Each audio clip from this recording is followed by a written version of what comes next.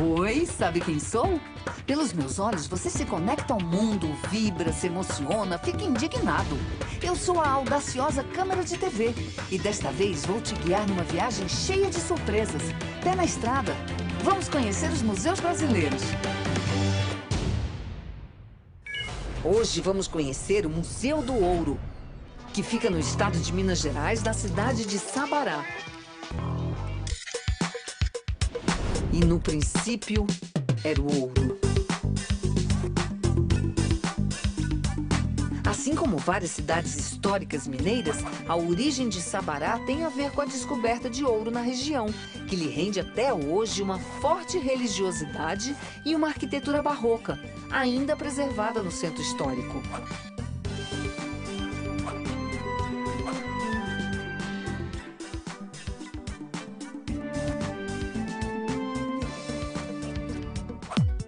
As igrejas de Sabará representam muito do barroco mineiro.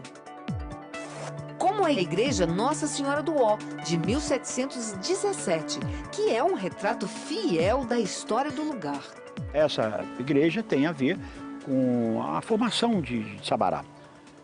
No século XVII, mais ou menos 1674, chegaram os primeiros bandeirantes que vieram de São Paulo. O grupo de Fernão Dias foram até Roça Grande, às margens do Rio das Velhas, e ali, inclusive, criaram uma roça para receber os outros bandeirantes, os outros aventureiros que estavam chegando aqui na região.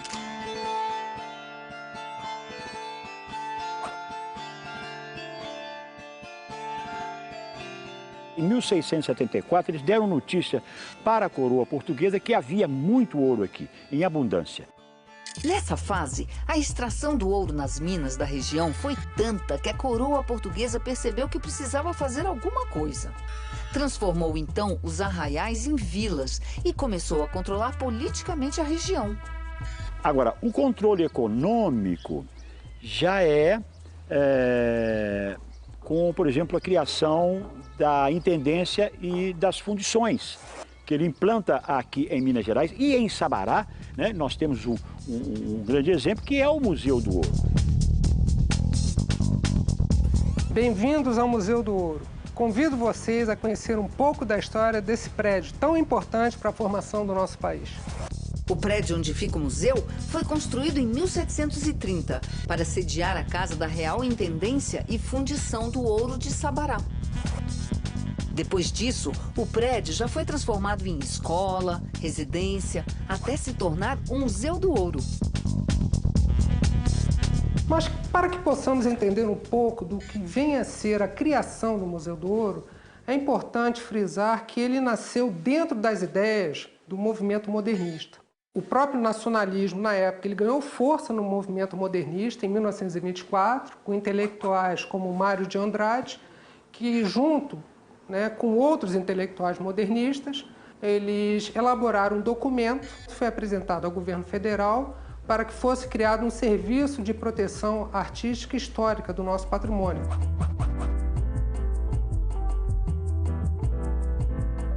O Museu do Ouro foi criado por um decreto-lei do presidente Getúlio Vargas, em abril de 1945, e inaugurado um ano depois.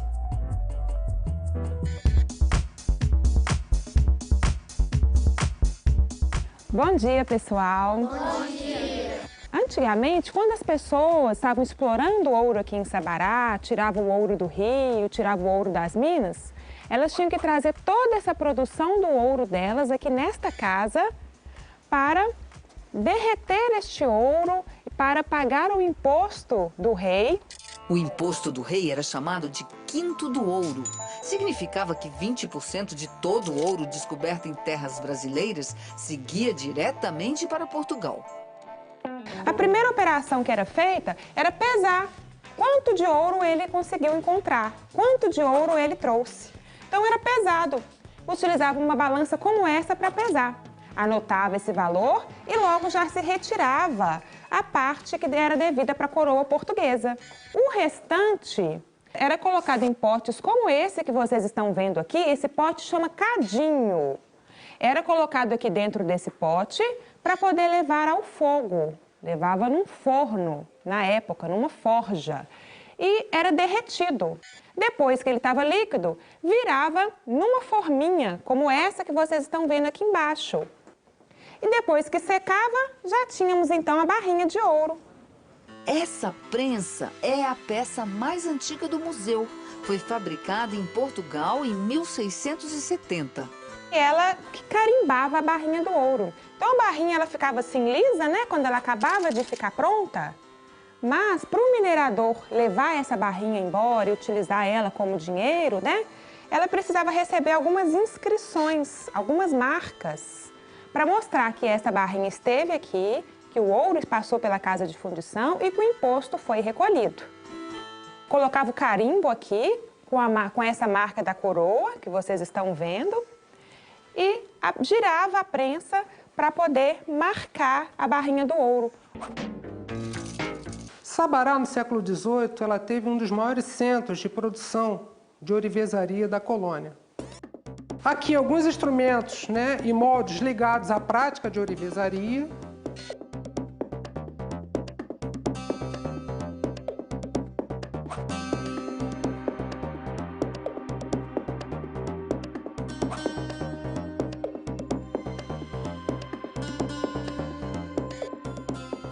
E aqui os cofres, ou né, as arcas, como eram chamados, onde esse ouro, manufaturado aqui na Casa de Intendência, ele descia até o porto de Paraty, pelo Caminho Velho, e era escoado para a metrópole, Portugal.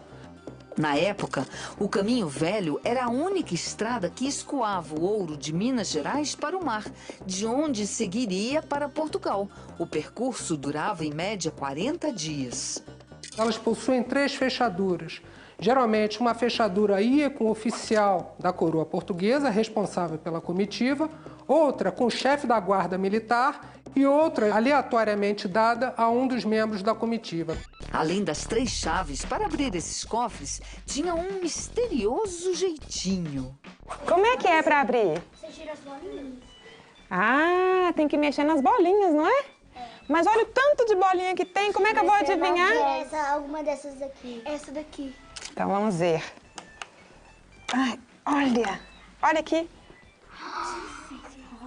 Ih, essa aqui não mexeu nada. Vocês me apontam que eu vou mostrando qual que é.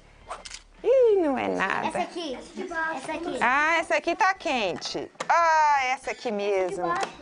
Olha aqui. Aqui. Terceira chave descoberta. Não é difícil, gente, para abrir esse cofre? É um verdadeiro segredo, uma verdadeira charada. No museu, a gente também pode ver modelos de armas utilizadas na época, tanto pelos bandidos que queriam colocar as mãos no ouro, quanto pelos guardas que protegiam a casa de fundição. Agora vamos saber de onde vinha todo esse ouro e como era feita a sua extração? Essa sala apresenta o processo de extração do ouro. É um processo prévio que os mineradores faziam antes de trazer o ouro na casa de fundição.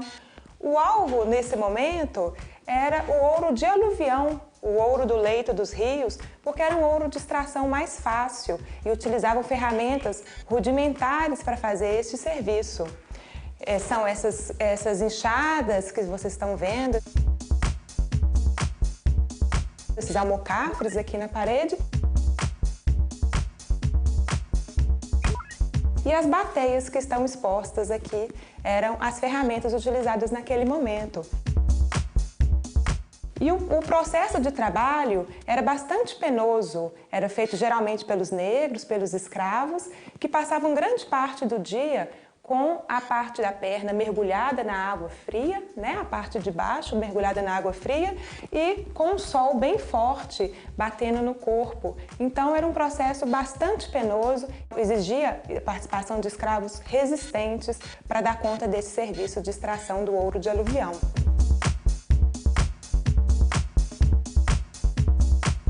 Aquele ouro de aluvião que era tirado no leito dos rios, ele, no final do século XVIII, já estava exaurido. O rio já estava todo revirado e o ouro já estava se esgotando. Então, No século XIX, alguns estudiosos sustentam que houve um outro ciclo do ouro em Minas Gerais. Dessa vez, ele era organizado pelos ingleses, agora buscando ouro nas minas, no interior das montanhas, cavando túneis e desenvolvendo para isso outras tecnologias um pouco mais avançadas. Aqui nós temos exemplos de minerais. Aqui são satélites do ouro, são minérios indicando que tem ouro próximo. Do lado de cá nós temos satélites, exemplares também de satélites de diamante.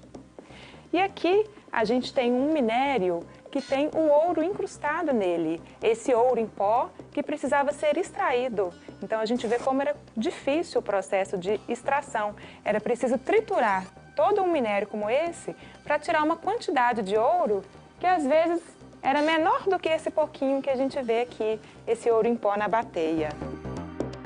Para se ter uma ideia, era preciso quebrar uma tonelada de rocha para extrair 12 gramas de ouro. Essa maquete é da década de 40 e ela indica para nós o funcionamento de uma mina, de uma das minas explorada pelos ingleses. Essa mina tem quilômetros de profundidade e era utilizada para se seguir o veio, extraindo o minério de ouro.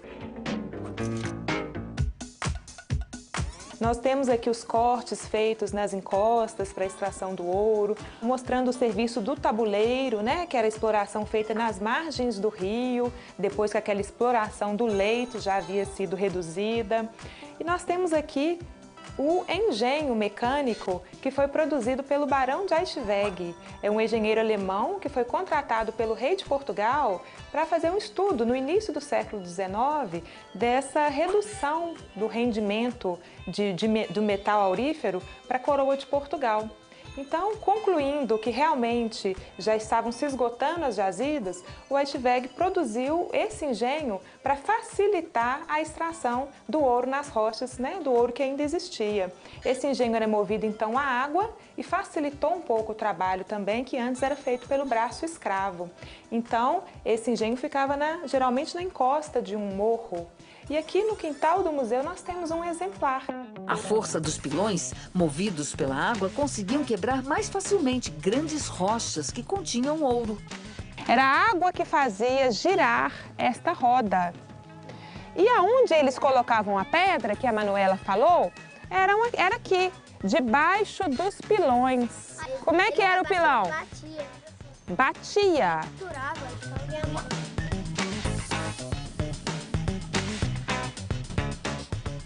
Essa roda ela não ficava aqui nesse prédio, ela ficava perto da montanha, onde tinha uma água, uma queda d'água, e a água fazia girar.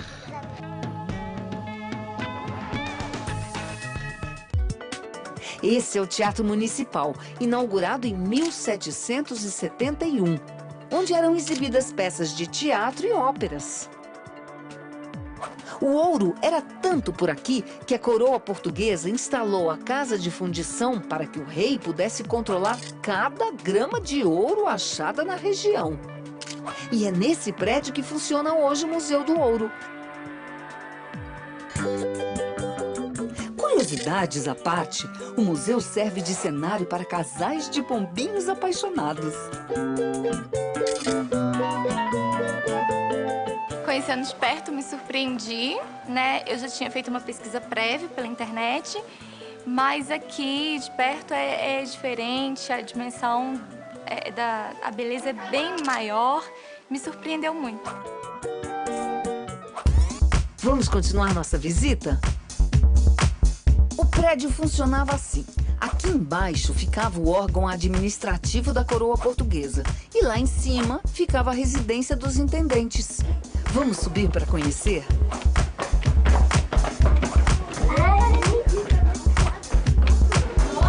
Olha a casa dele, que chique!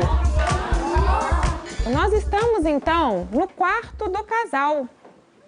Vocês viram como a cama dele é bonita, é trabalhada, é chique, né?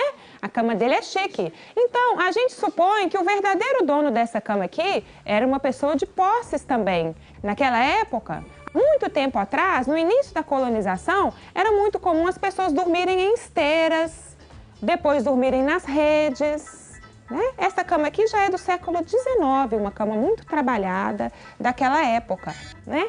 Em falar nisso, vocês estão vendo o banheiro do quarto? Ah, olha aqui! E eles colocavam um pinico aqui debaixo e sentavam aqui. Sentavam aqui. E aí, aquele homem que comeu muita carne de porco, se ele tivesse uma dor de barriga no meio da noite, ele tinha que sentar aqui para usar o banheiro. Vocês já ouviram a expressão assim, escondendo o ouro? Ah, você está escondendo o ouro? Esse homem, ele escondia o ouro. Mas aonde? Lá dentro do chão. Lá dentro? Não, em cima. Em cima. Ah, colocava lá em cima do guarda-roupa? É. Vejam só, onde ele guardava o ouro dele. O armário tinha essa entrada falsa. E aqui ele guardava as coisas preciosas que ele queria guardar. Aqui é uma espécie de pia, não é? Era muito comum as pessoas utilizarem a bacia com o jarro para lavar o rosto, para lavar a mão. Essa bacia aqui tem uma coisa especial, que ela tem esse corte para colocar aqui, encaixar já no... Para fazer a barba, é isso mesmo. Vocês já ouviram aquela expressão assim, colocar as barbas de molho? Quer saber mais um segredinho do dono do quarto? Quem procura as coisas aqui na gaveta e não acha nada, às vezes desiste e vai embora, não é? Mas só ele sabia do segredo. Vamos redar para trás um pouquinho. Só ele sabia o segredo que ele tinha, porque o móvel dele tinha uma outra gaveta lá atrás. E nesta gaveta a gente pode ver o ouro. O acervo do Museu do Ouro começou a se formar em meados da década de 40, a partir de doações feitas por famílias tradicionais de Minas Gerais. Atualmente são 749 objetos, dentre eles peças de mobiliários, pratarias, louças e instrumentos ligados à prática e fundição do ouro. Dentro de todas as obras que nós temos importantes no museu, a de maior destaque é a Santana Mestra. É uma obra atribuída a Aleijadinho, que já foi restaurada pelo Secor e eu venho mantendo essa conservação.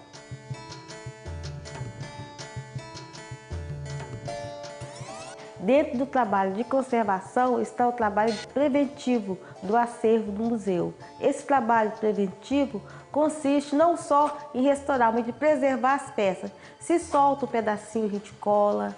A parte de limpeza, que significa higienização. Se tem cupim, a gente imuniza. E dentro desses trabalhos de prevenção que eu fiz a restauração de São Jorge, que é uma imagem da Igreja Santa Rita, que foi demolida e hoje ela está sob a guarda do museu. A restauração dessa peça pode ser chamada de ilusionismo, porque são aplicados micropontos coloridos na parte dourada, que dão a impressão de ouro para quem olha. Pura ilusão. Essa sala representa o escritório do intendente, com móveis, a caneta bico de pena,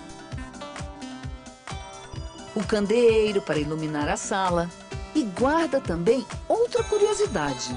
Aqui na parte de cima, nós temos um pequeno baú com 3 chaves. Segundo o regimento do rei de Portugal para as casas de intendência e fundição, esse regimento foi escrito em 1751, ele determinava que as casas de fundição deveriam ter um pequeno baú como este aqui, com 3 chaves para acondicionar o movimento do ouro do dia. Então, todos os impostos que eram recolhidos no dia ficavam no baúzinho de 3 chaves. E ao final do dia, esse ouro aqui era transportado para um baú de 4 chaves. Então, possivelmente, esse hábito, esse costume, deu origem à expressão que a gente conhece, que é trancado a 7 chaves, porque o ouro ficava trancado a 7 chaves.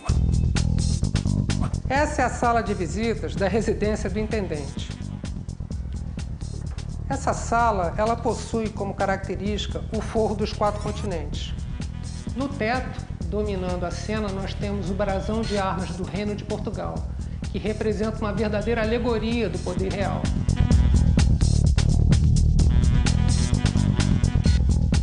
Como os lanças, canhões, tambores, que representam todo o poder do Reino de Portugal.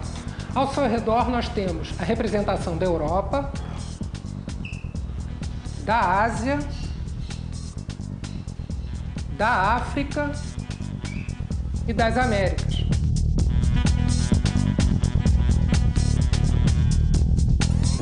Nessa sala, nós procuramos fazer a ambientação de um quarto de donzela do século XVIII. Esse quarto é caracterizado, por um espelho,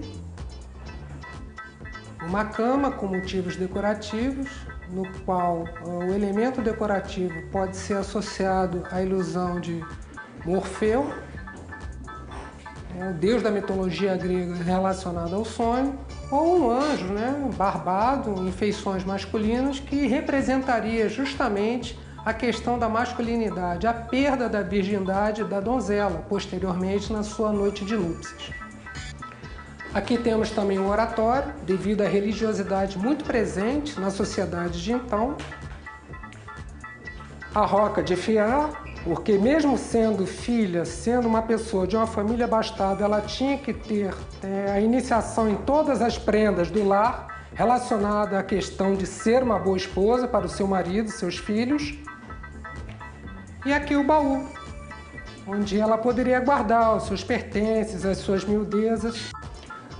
A expressão golpe do baú vem daquela época, porque naquele período quem tinha o dote era a donzela. E quem se casava com ela, geralmente aplicava o golpe do baú. Adorei saber mais essa. Quando você chega dentro do Museu do Ouro hoje de Sabará, nessa casa maravilhosa, você sente a atmosfera factual de que realmente o século XVIII está presente hoje no século XXI. Quanta coisa aprendemos hoje. Entender como funcionou o ciclo do ouro no Brasil nos ajuda a compreender melhor a história do nosso país. A nossa grande preocupação é justamente reaproximar a comunidade de Sabará do Museu do Ouro e provar para eles que o museu ele pertence a todos. Ele é um patrimônio nosso que deve ser preservado, valorizado e difundido para todos. Para saber mais informações sobre visitas e horários de funcionamentos do museu, entre no site museus.gov.br. Se preferir, pode anotar o endereço: Rua da Intendência, sem número, Centro de Sabará. Por hoje acabou, mas na semana que vem tem mais. Até o próximo museu, pessoal!